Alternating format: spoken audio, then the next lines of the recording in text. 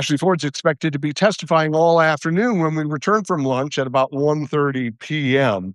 Again, during her testimony, she suggested that her ex-husband had trouble keeping a job, that he had mental health problems, that he was forgetful. Those are the themes Peter Patakis brought forward during cross-examination. During his cross-examination, however, PB, as he's known on the witness stand, Ashli Ford's ex, didn't waver. He repeatedly said he never signed those documents. Um, I see the prosecutors walking out, and they're leaving the courthouse now for lunch. Again, it comes back at 1:30 p.m.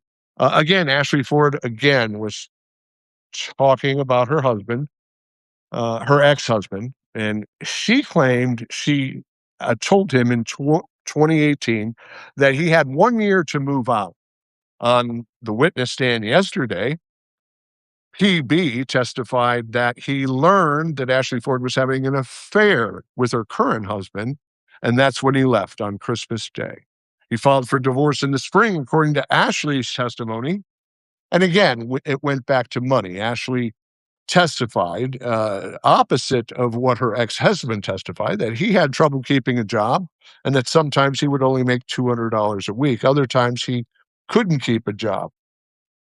A PB testified he didn't have trouble keeping a job. He has no mental health diagnosis.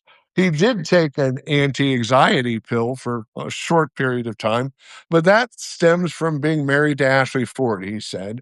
He spent 15 years being manipulated by her, and he was glad to be out of the marriage after the marriage ended. He also expressed his continuing desire to be taken off the mortgage.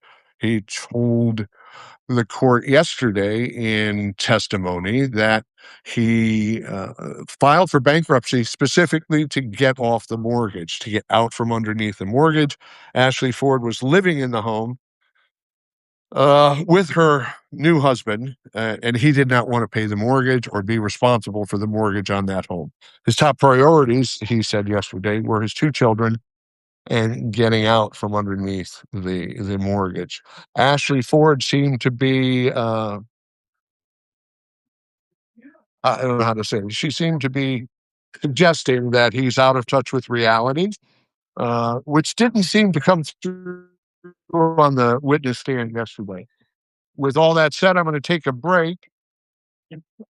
I think that's most of it. We'll be back here this afternoon to give you an update as soon as court breaks. Ashli Ford's expected to testify all afternoon.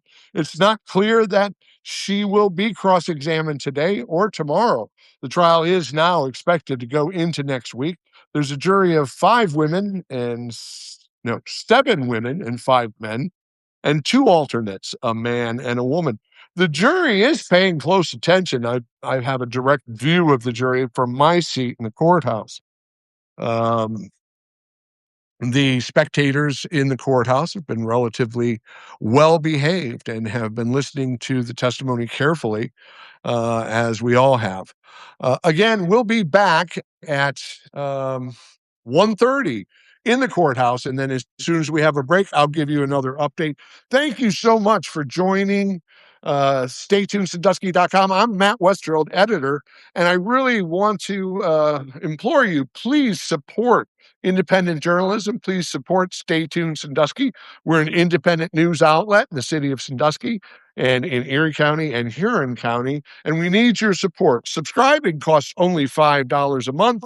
We've reduced that price temporarily, $5 a month for a year. And you also can subscribe without paying. And you get a lot of news. There's always some of every story, and I try to give as much as I can. I'm going to be heading out to lunch now. I'm going to go to Berardi's. I'm meeting another courtroom spectator there. And again, we'll be back this afternoon.